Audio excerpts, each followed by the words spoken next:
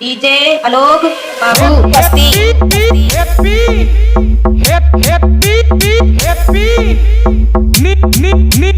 New year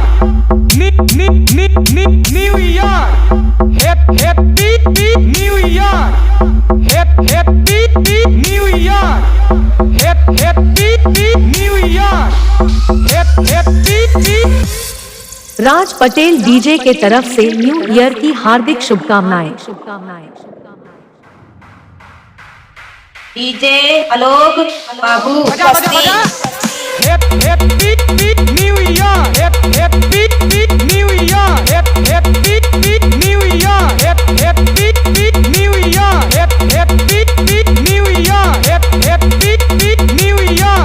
happy new year happy new year happy new year happy new year happy. Raj Patel DJ के तरफ से new year की हार्दिक शुभकामनाएं। DJ Alok Babu Basti happy new year happy new year happy new year happy new year happy new year happy new year happy new year happy new year happy new year happy new year happy. मोती पहन के चला लाल का लहंगवा वरना बजरिया में बवाल हो जाई। काहे कि ये करे जा ई 2023 नहीं हो ई 2024 हो।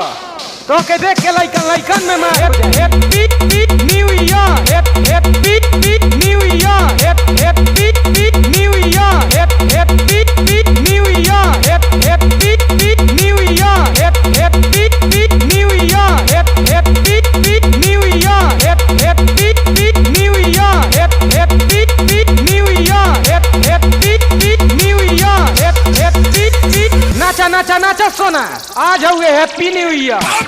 DJ Alok Babu Basti happy new year happy new year happy new year happy new year happy new year happy new year happy new year happy new year happy new year.